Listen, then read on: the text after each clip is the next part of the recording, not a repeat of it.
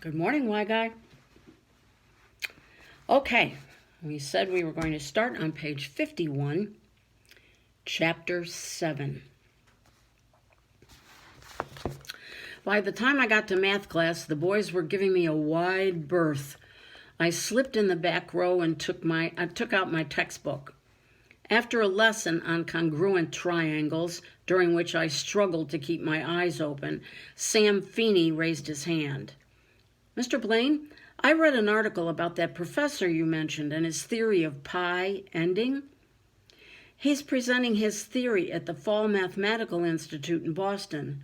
How do you think he's going to show that pi ends? Well, I've read quite a bit about it myself, and his theory is based on a trend that he has noticed that the most recently calculated digits of pi, right now, we know pi has over 700 digits after the decimal point. But as you know, the mathematicians are continuing to calculate more and more numbers.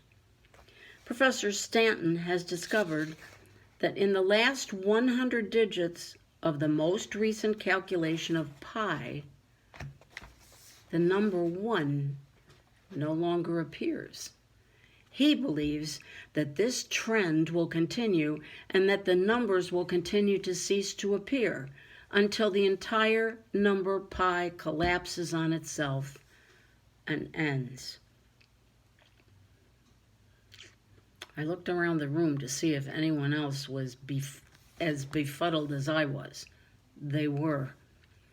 Imagine, if you will, Mr. Blaine continued, a pool table. There are 15 numbered balls on the table, and each time one of the numbered balls is sunk in the pocket, that number ceases to play a part in the game. If balls continue to be knocked into the pockets, eventually there will be no numbers left, and the game ends.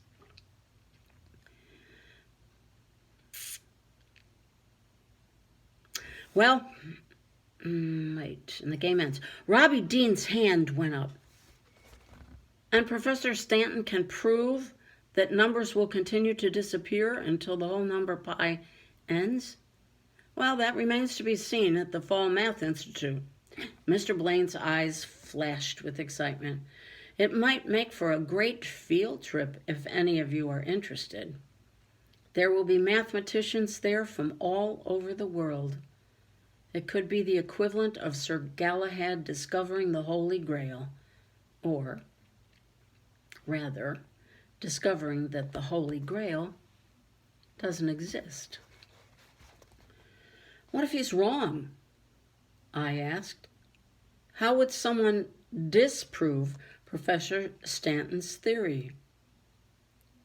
I wasn't really all that interested in Professor Stanton's theory and didn't really care if he was right or not. But in my mother's words, I was being contrary, and it felt good to challenge what everyone else was so excited about. Well, that would be called a proof of contradiction. Someone would have to find one of the numbers that is supposed to have disappeared.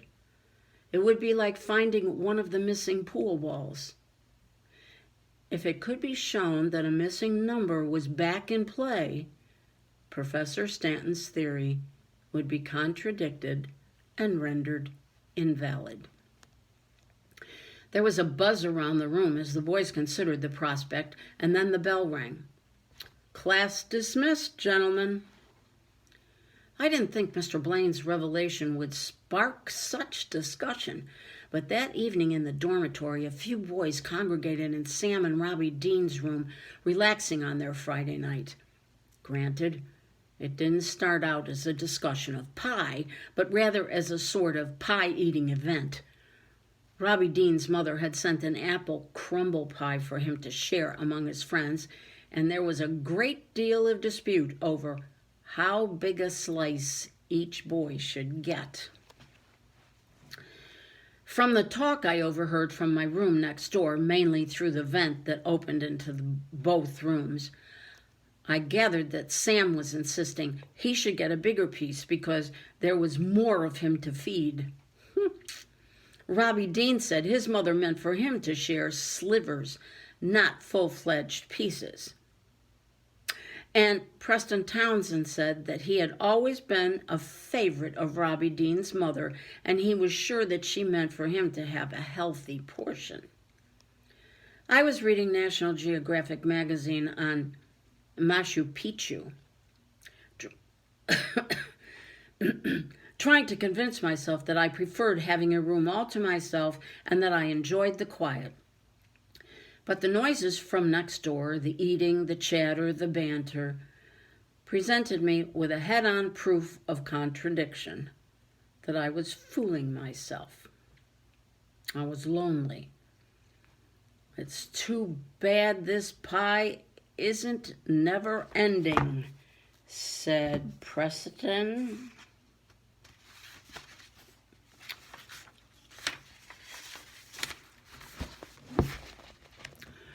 Wonder what Professor What's-His-Name would have to say about that. The one who believes that pie ends. Stanford? Sandbridge? That was when I called in. Hey, Baker. That was when I was called in. Hey, Baker, Sam called. Put your National Geographic down and come here. I shut my magazine and shoved it under my pillow, wondering how he knew what I was reading.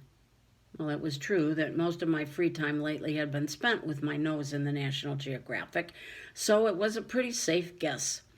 I poked my head in next door, trying to look casual and disinterested. Douglas Stanton, I said, giving away the fact that I'd been listening.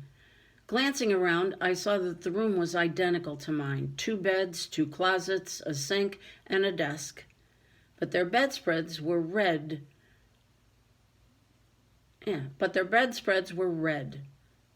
There were pictures on the wall, and I breathed in deeply. It smelled of apple crumble pie. Robin Hood. Oh, shoot. I'm sorry, Wyatt. Yeah, well, if he's like Sir Galahad, I'm a monkey's uncle, said Preston. There aren't very many people I'd put in the same category with him. Who would you say? Robin Hood, said Sam. The 3 Musketeers, countered Robbie Dean. 4 if you count D'Artagnan. The 3 of them looked at me. What about you, Baker? I don't know. I guess I'd rather pick somebody real, not just a character from a book. Oh, well, that's easy, said Sam. Then the 3 spoke in unison, saying one name. The fish. I knew I was going to sound dumb, but I said it anyway. Who's the fish? They looked at each other, confirming that I was both stupid and an outsider. Robbie Dean took on the role of explainer. The fish, number 67, class of 1943. He's only the greatest athlete ever to walk the halls of Morton Hill Academy. Number 67, the boy in the trophy case. They retired his number, and that's his boat, in the Nook. My eyes grew wide in disbelief. The blue one? The Maine? That's the one, said Robbie Dean. We were all 6th graders that year. He was all-state in football, track, and rowing, but those pale in comparison to what he did in the steeplechase. I took a breath, knowing I was only going to make myself look worse. Steeplechase?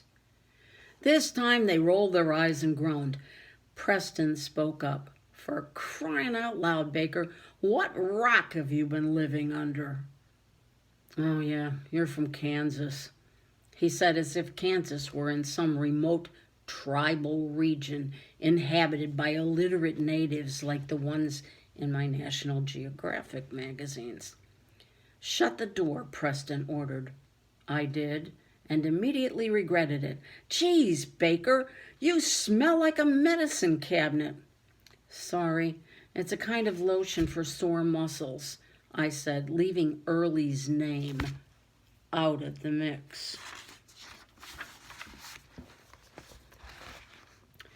The boys leaned forward with an air of secrecy as Robbie Dean set about relieving me of my ignorance.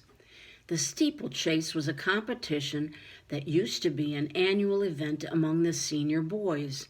It was named after the horse races that started in Ireland and England, where the horses would run a course from one church steeple to another, jumping fences, ditches, creeks, and everything in between.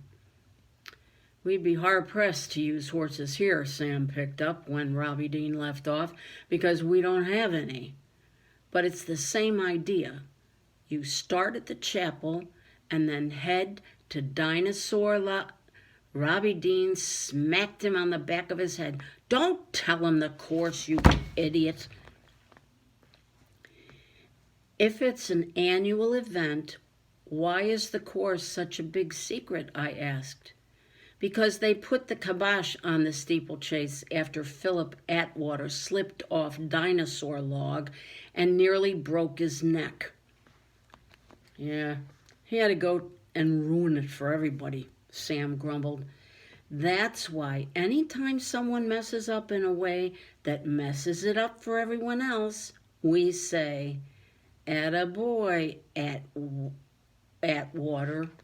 Robbie Dean spoke up. That's what we should have said to Sam when he ate too many desserts at lunch and threw up. Now we each only get one. That wasn't my fault, Sam insisted.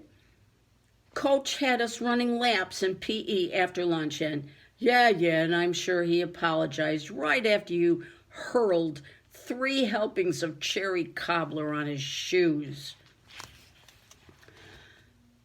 So, does the fish ever come back? Do you think he could still do the steeplechase? The guys fell into an awkward silence. No, he didn't come back, Robbie Dean answered, all the bravado gone out of his voice. After graduation, he enlisted, and he took it on the chin in France. His whole squad was killed. Nobody said anything more after that, but their silence and their awkward glances at each other made it clear that they preferred not to have their all-star image of the fish ruined by an outsider coming in and forcing them to view their legend outside his trophy case. And no one seemed to have much of an appetite for more pie. All right, why guy? Oof, this is getting good. I love this book. I just love it, love it. Okay, we ended on page 57. And next time we'll be starting on page 58, which is chapter 8. Okay, kiddo. Have a nice day. Make good choices. I love you.